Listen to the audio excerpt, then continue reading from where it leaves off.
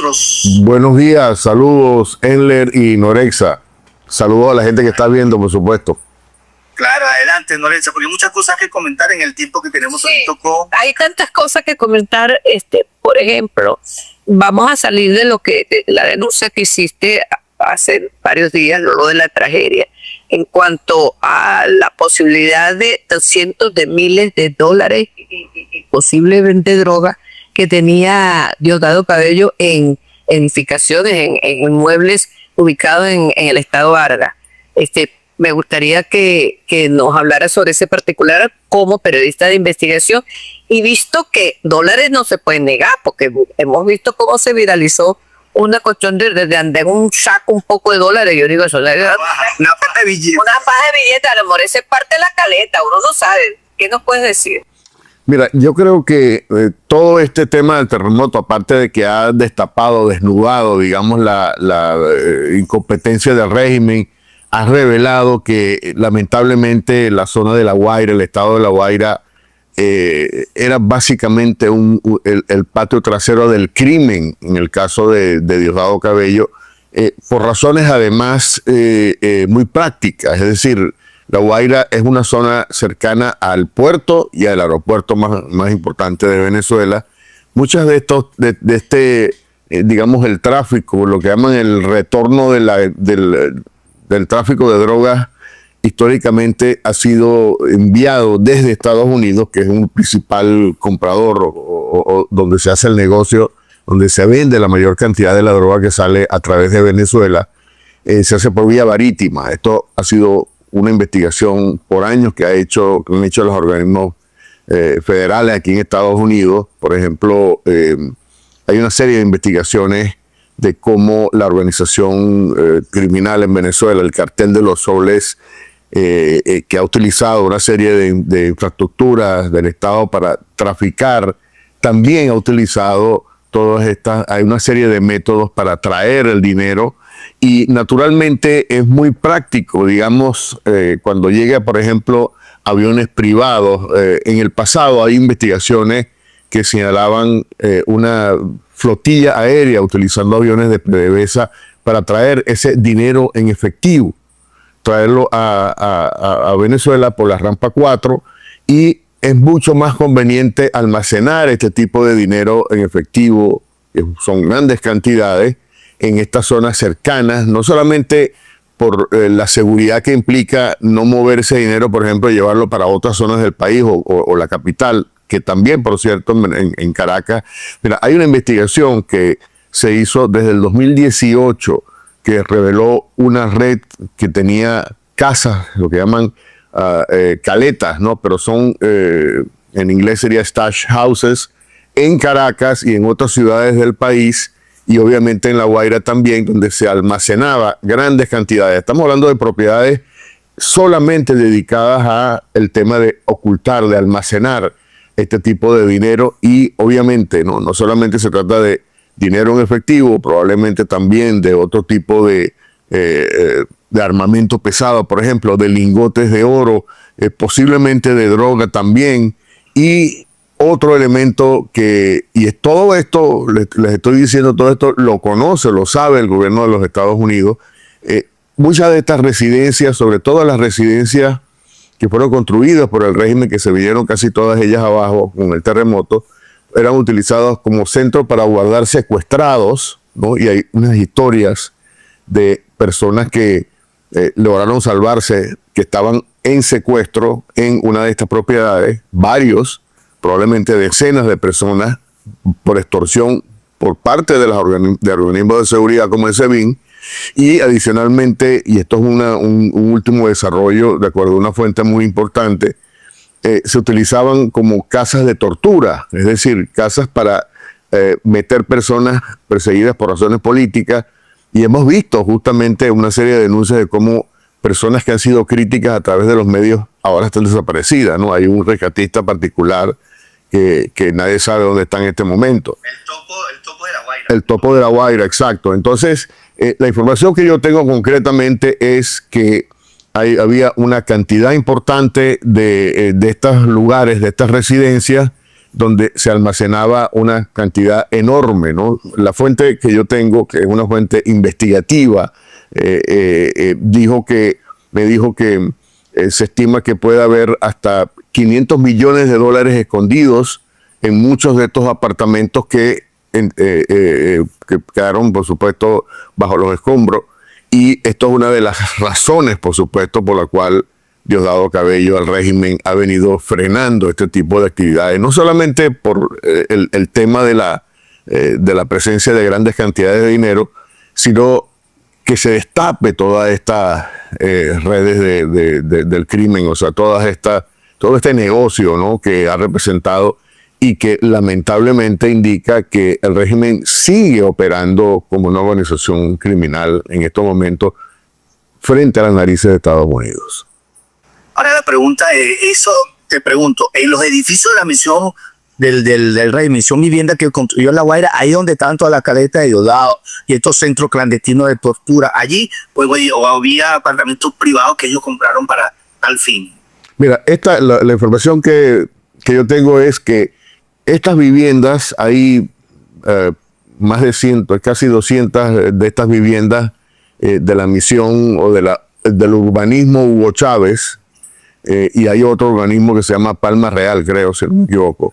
Sí, Fueron asignados a personas, por supuesto, de confianza, incluyendo, por ejemplo, colectivos que se encargaban de hacer, digamos, permanecer allí, pero al mismo tiempo actuar como custodios de ciertas operaciones y de estas cajas fuertes o estos lugares donde se almacenaba el dinero en efectivo. Y básicamente, recuerden que el chavismo siempre se preocupó por mantener bajo control La Guaira, las autoridades y las elecciones siempre eran, o sea, La Guaira siempre ha sido definido como un estado muy chavista, pero básicamente, y esa ha sido digamos, la zona que ha sido utilizada, y se han utilizado, por supuesto, estas viviendas de interés popular que inicialmente debieron haberse construido para ayudar a la gente y sin embargo lo que hicieron fue aprovechar y además fueron construidos, como ustedes saben, en condiciones desde el punto de vista de seguridad, de las restricciones o de las regulaciones de construcción muy mal hecho y esto es una situación que repito, está bajo conocimiento de Estados Unidos. Hay un informe que se presentó al Pentágono recientemente acerca de unos especialistas, unos expertos que evaluaron toda esa zona y dijeron, mira, esto está pasando aquí, estos sitios de almacenamiento de las ganancias de la venta de la droga para el tema del secuestro y el tema de las casas de tortura. Muy grave todo. Ahora fíjate, frente a esta situación de utilizar un estado, porque tiene el principal puerto, el principal aeropuerto, tiene la rampa presidencial, bueno, recordemos el caso de los narcotros, sobrinos de donde salieron. Esto lo conoce Estados Unidos, como tú dices, está en un informe. Llega la tragedia. Frente a esta situación, hablando hoy de la fecha del fin de la ausencia absoluta de Nicolás Maduro, ¿qué se puede esperar? Porque si sabemos que Diosdado, que esto obligó al régimen no solo a desatender, sino a ser negligente y a cuidar lo suyo y no a actuar con la gente, entonces ¿qué podemos esperar si tienen conocimiento de causa? ¿Por qué sigue Diosdado allí? ¿Por qué sigue Delcy? ¿Por qué sigue Jorge Rodríguez? Esa trilogía con el poder, preservando el poder en Venezuela. Uno se lo pregunta. Mira, yo creo que ellos, o sea, dentro del plan de recuperación en Venezuela, de enfrentar toda esta situación en Venezuela, Estados Unidos optó por una estrategia, un plan concreto, que es el plan de las 3 fases. Y ellos ahora están priorizando, bueno, no ahora, sino desde que comenzó este proceso, están priorizando la estabilidad, sobre todo porque cambiar, digamos, todas las piezas al mismo tiempo pudiera generar un descabezamiento del liderazgo de estas organizaciones criminales y pudiera haber como una especie de desbandada, ¿no? Es el ejemplo que ellos no quieren repetir de lo que hizo Estados Unidos en Irak en 2003, que básicamente descabezó todas las fuerzas de seguridad en Irak, y esto provocó una desbandada, una dispersión de estas fuerzas que se terminaron reagrupando en organizaciones terroristas como ISIS, por ejemplo. Ellos piensan que Venezuela puede ser un caldo de cultivo para este tipo de situación si se descabeza el régimen como está ahora. Lo que hay que ver es cuál es el costo que significa atrapar a Diosdado Cabello. Es decir, cuando agarra a Diosdado Cabello dirige una cantidad importante de organizaciones diferentes. Por ejemplo, el tema de los colectivos por un lado, el tema de los organismos de seguridad como el DIGESIM, como el UOTE. Ustedes han visto a Diosdado Cabello con estas gorras del UOTE, que es digamos, son las fuerzas especiales de la Policía Nacional Bolivariana, que tienen un entrenamiento especial. Es decir, tienen una capacidad de crear un caos que Estados Unidos por ahora no lo está viendo como una prioridad en este momento. Lo que le interesa es estabilizar por un lado, recuperar económicamente, facilitar el ambiente para la inversión extranjera, pero obviamente el terremoto ha trastocado estas estrategias, a pesar de que ayer el embajador, el encargado de negocios dijo que el plan de las 3 bases sigue intacto y va a continuar, ¿no? Pero necesariamente esto tiene que introducir una serie de cambios porque las cosas están mostrando una realidad mucho peor que tiene repercusiones en la política de los Estados Unidos, en la política sobre todo electoral. Y la otra cosa importante que hay que entender es que la política de Estados Unidos hacia Venezuela está en este momento en una serie de controversias, ¿no? Hay facciones dentro de la Casa Blanca que están empujando una dirección u otra. Hay un grupo muy cercano al presidente, hay una persona clave allí que es el asesor, el subjefe de gabinete, que se llama Stephen Miller, que es el que está, digamos, dirigiendo toda esta estrategia que plantea básicamente que le conviene a Estados Unidos mantener a Delcy mientras tanto allí, y a Diosdado también, y a Jorge Rodríguez, por supuesto, y a Gustavo González López, en aras de estabilizar el país, mantener el control. Ellos han ofrecido toda una cantidad o sea, están mostrando una gran disposición a hacer exactamente lo que Estados Unidos quiere sin protestar, y naturalmente ellos se dan cuenta que si María Corina, por ejemplo, o la oposición estuviera en ese lugar, la relación no fuese tan fluida como lo es ahora, y eso es un elemento importante. Ahora, esa política es una facción que está promoviendo esto. Marco Rubio, que es, digamos, la parte de la otra gente que no está muy de acuerdo, están alertando, ¿no? Y esto es una presión que está subiendo, sobre todo también de importantes congresistas republicanos, sobre todo de la Florida, que están llamando la atención acerca del costo que está teniendo esto en términos políticos. La sociedad, la asociación tan estrecha del régimen con el interinato, con esta gente que formó parte hasta hace unos meses atrás de este régimen, de esta narcodictadura, está teniendo un costo. Hay una reunión que se produjo el miércoles en la noche de una persona muy influyente en el Partido Republicano que le fue directamente a hablar con Trump y le dijo: esto está teniendo un costo muy caro, nos está saliendo muy caro este apoyo de la manera como se está percibiendo, ¿no? Y esto puede afectar el voto latino, el voto, no solamente el voto de los venezolanos, sino el voto de la comunidad de países digamos, connacionales o personas que tienen origen cubano, por ejemplo, nicaragüense, incluso colombiano. Esto puede afectar decisivamente, y esto es parte de una discusión que en este momento está yendo. Recordemos que el presidente Trump, aunque tiene, digamos, una prioridad sobre lo que está pasando en Venezuela, también tiene otra serie importante de asuntos que atender. Es decir, hay una cantidad de temas. El presidente no está siguiendo al detalle todo lo que está ocurriendo en Venezuela. Está recibiendo la información de este grupo de interesados en mantener las cosas como van ahora, y esto es justamente lo que está probablemente puede cambiar. Es decir, hay repito, un enfrentamiento. Cuando ustedes ven, por ejemplo, el pronunciamiento, los mensajes que ha estado enviando el Comando Sur, ¿no? Que es básicamente, digamos... Eso quería referirme, Sí. a eso quería referirme, porque parece que las consecuencias de ese doblete sísmico están en la Casa Blanca. Llegó a Washington, llegó a la Casa Blanca. Definitivamente. Me decía.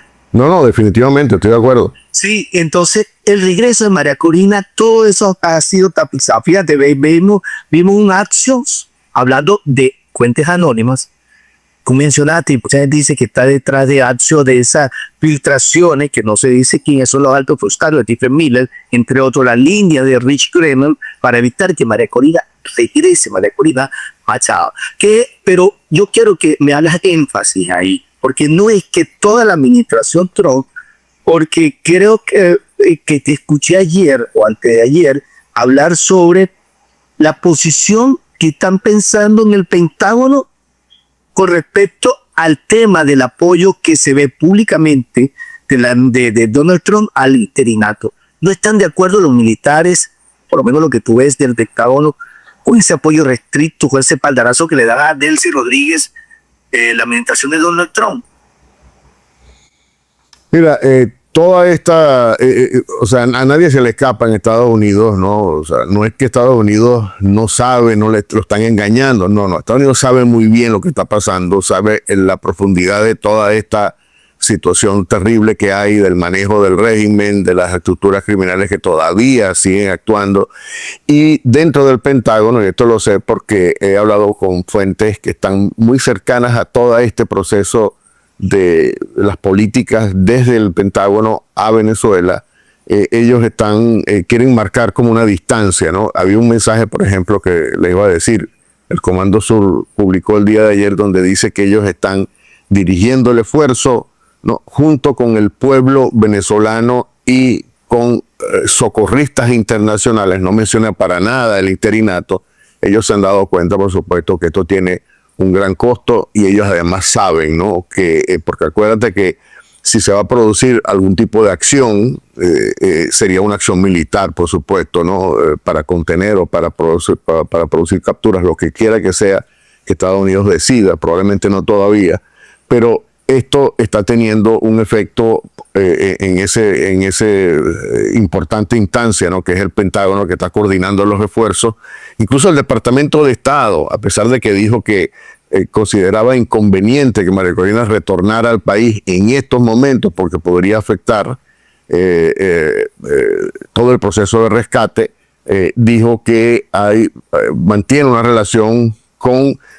curiosamente dice con las organizaciones internacionales, pero dice con los gobiernos anfitriones, es decir, utiliza el plural, una expresión que ¿cuántos gobiernos anfitriones hay?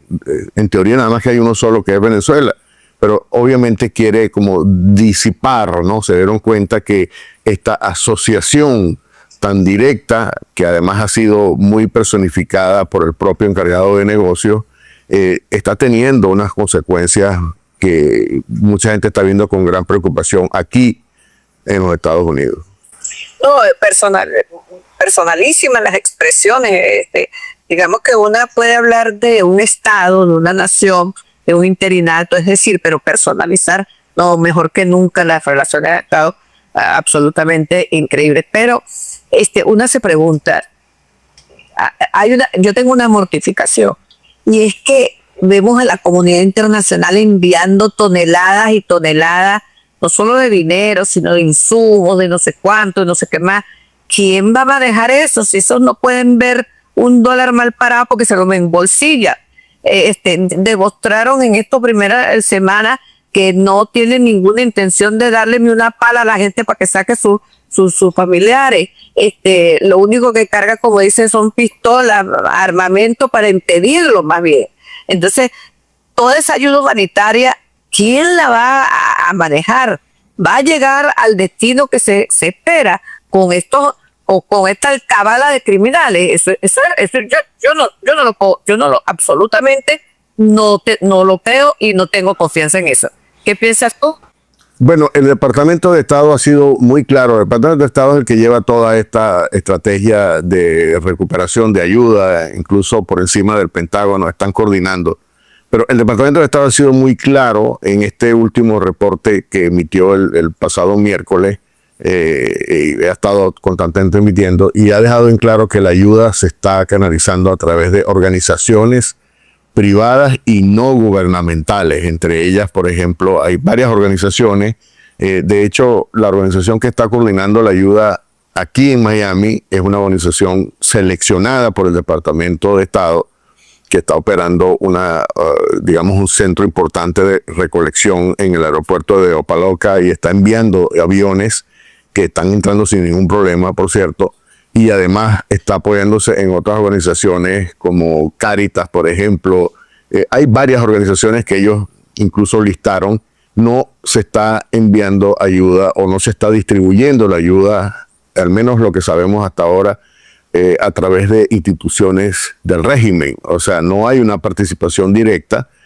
Obviamente el régimen ha estado tratando de meterle mano a esta ayuda. Sabemos la denuncia que produjeron los estudiantes de la Universidad Central de Venezuela, que les secuestraron varios camiones de ayuda, etcétera. Es decir, hay un empeño y obviamente el régimen está un poco de manos atadas porque no tampoco maneja los recursos para poder ellos mismos organizar una asistencia masiva. Estados Unidos quiere además hacerse cargo para decir yo estoy en control, ¿no? Y esto es importante porque es una manera también de llevarle un control, o sea, una contabilidad de lo que se está distribuyendo, de cómo se está distribuyendo, y Estados Unidos ha tomado esta tarea muy importante. Es decir, muchas de las declaraciones más recientes que vienen del Departamento de Estado, de voceros, de comunicados, insiste en esto, ¿no? Estados Unidos está proveyendo de una asistencia y la está haciendo a través de organizaciones con mucha credibilidad, ¿no? Y esto es un tema que creo que ellos saben, porque ellos también conocen todo esto que tú estás diciendo, Norexa. Hay la manera como se mueve el régimen es una manera, digamos, donde está la corrupción siempre presente, ¿no? Esto es un tema que, es decir, el hecho de que no le están dando a manejar los ingresos petroleros es exactamente por la misma razón, porque para evitar que se los roben. Esto lo ha dicho Marco Rubio varias veces. Y esto también es un indicativo de que el régimen, de que Estados Unidos no confía para nada en la capacidad del régimen, no solamente eso, sino que está preocupado por justamente este tipo de conducta corrupta que suele caracterizar, y lo hemos visto muchísimo en el despliegue de seguridad que ha habido, que ha sido más bien para poner obstáculos más que para ayudar. De modo que esto obviamente en la práctica está siguiendo un patrón que lamentablemente no se está siguiendo. O sea, no hay críticas públicas, pero yo estoy seguro, digamos, pensando que Estados Unidos se mueve a estos dos niveles, se mueve a un nivel público, donde cuando mantiene una narrativa específica, tratando por supuesto de vender a Venezuela como que ellos tienen el control, que Estados Unidos tiene una relación buena de cara, por supuesto, al pueblo de Estados Unidos, pero al mismo tiempo ellos por debajo dicen, no, sabemos que estos tipos son corruptos, son criminales, así que hay que tener mucho cuidado. Y hay una dualidad de narrativa allí que tiene que romperse, ¿no? Porque no se puede, digamos, defender por un lado públicamente esta relación con un régimen que por naturaleza no tiene el impulso o no tiene la motivación de ayudar a la gente, sino al contrario, de controlarla, versus la idea de que hay hay una necesidad y hay una petición de que se actúe para detener esta forma como está el régimen actuando. Es una situación bastante complicada porque cambiar en este momento el régimen podría generar consecuencias. Y hay otro elemento importante también que hay que tomar en cuenta. Estas facciones que están favoreciendo este estado de cosas en este momento, que se oponen al regreso de María Corina, están vendiendo la idea, o le han vendido la idea a Trump, de que si María Corina regresa a Venezuela, esto pudiera provocar, imagínense ustedes, una guerra civil, es decir, un enfrentamiento entre venezolanos, cosa que por supuesto hay un gran desacuerdo. La gente, otros líderes en Estados Unidos piensan que es una locura decir eso, y que necesariamente María Corina, como líder venezolana, debería tener el derecho de regresar y actuar en su ambiente natural, que es obviamente estar en Venezuela para coordinar las ayudas. María Corina ha dicho además que tiene una red de 60.000 voluntarios, cosa que yo no dudo que sea así, porque ella ha demostrado que tiene una capacidad organizativa, al menos lo demostró en las elecciones del 2024. De modo que es una situación, repito, fluida, nada está escrito sobre tierra. Esto puede modificar, producir cambios, y hay que mantenerse, digamos, a la expectativa. Castro, ¿qué línea se está imponiendo? O sea, cuando me habla de aquello que, mejor dicho, ¿qué línea está detrás de aquellos que quieren que se mantenga en Venezuela las relaciones tal como están? Que se mantengan los negocios. Estamos hablando de la línea de Rich Grenell, Stefan Miller, de los lobistas, de los bonistas, ¿qué línea se impone eso y qué papel juega Marco Rubio? Porque para nosotros Marco Rubio es como la garantía de que en Venezuela va a suceder la transición más temprano que tarde. Mira, hay que tener claro que hay esta línea, como hemos dicho, que quieren mantener las cosas como van, porque el régimen ha ofrecido villas y castillas con tal de mantenerse ahí en el poder, ¿no? Le dice, ustedes quieren lo que ustedes quieran, vengan, ¿no? Están los brazos abiertos. Y ese tipo de actitud del régimen, obviamente, para evitar que sean desplazados, está bien recibido, ha sido bien recibido por este grupo, por estas facciones que están básicamente interesadas en el tema de los negocios, es decir, tratar de abrir el control. Hay una serie de implicaciones, digamos, geopolíticas, el hecho de que Estados Unidos tenga control sobre la industria petrolera venezolana, las reservas más grandes del planeta de petróleo, el tema de los recursos mineros, los recursos de gas, por ejemplo, la oportunidad de Venezuela como un gran mercado, un nuevo mercado que se abre. Estos son, digamos, motivaciones muy importantes desde el principio. Pero la dinámica del terremoto, por supuesto, ha introducido nuevos elementos mucho más volátiles, mucho más complicados.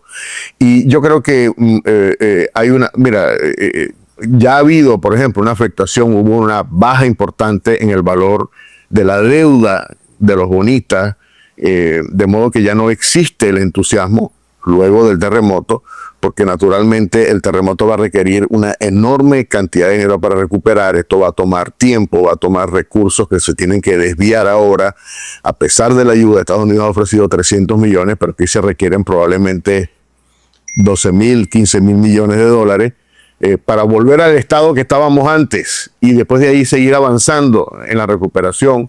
De modo que la situación es muy complicada desde ese punto de vista. Y Marco Rubio, obviamente, que es un aliado, ¿no?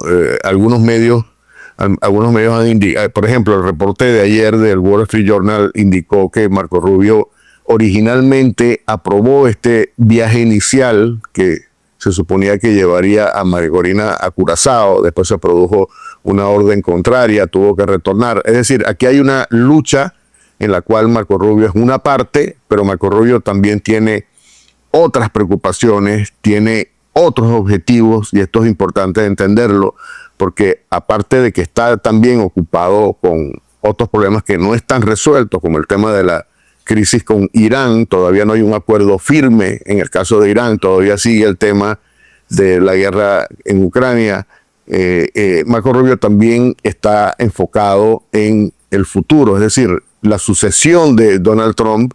Ahora se está planteando que pudiera el sucesor ser Marco Rubio, por encima incluso de J.D. Vance, y hay aquí una aspiración que tiene Marco Rubio de jugar esta partida, digamos, de una manera muy inteligente, ¿no? Sin caer en, es decir, está tratando de no sacrificar su propia protagonismo político en un futuro, y me parece que eso es una cosa importante, porque a los venezolanos incluso nos conviene que Marco Rubio pueda ascender, ¿no? Ya sea como candidato a vicepresidente, que es lo más garantizado que pueda tener, pero además él puede también ser un candidato presidencial por encima de J.D. Vance. Eso todavía está por definirse, pero nos conviene tener a Marco Rubio en una posición de mucho más poder en el futuro, y esto es un juego, digamos, donde se evalúan esos elementos también. No es lo inmediato, no es el apoyo a María Corina, digamos, a todo nivel. Lo que ha dicho Marco Rubio es, le he dicho a María Corina, ten paciencia, ¿no? Porque las estrategias y las cosas van, ahí tenemos enemigos dentro de la administración que se oponen a un liderazgo opositor, etcétera. Pero esto es un juego, digamos, estratégico. Yo creo que Marco Rubio ha jugado este juego con mucha cautela, con mucha discreción. No se quiere involucrar directamente o pelear, digamos, a favor de María Corina abiertamente, porque no quiere enfrentarse, no quiere crearse estos enemigos dentro de la administración, pero está viendo también ese escenario futuro que viene, porque ya Trump está llegando a la mitad de su término. El tiempo se va agotando, por supuesto, pero vienen, por eso es que es importante esto es un proceso muy fluido. Castro, muchísimas gracias por estar con nosotros en la mañana de hoy, Castro. Te seguimos siempre y vamos a estar pendientes de todas las cosas que ocurran, el regreso de María Corina, y Plastaleta de Diosdado, todas las informaciones que ha sacado en las últimas horas. Gracias por estar con nosotros, Castro. Como siempre, un gran gusto compartir con ustedes.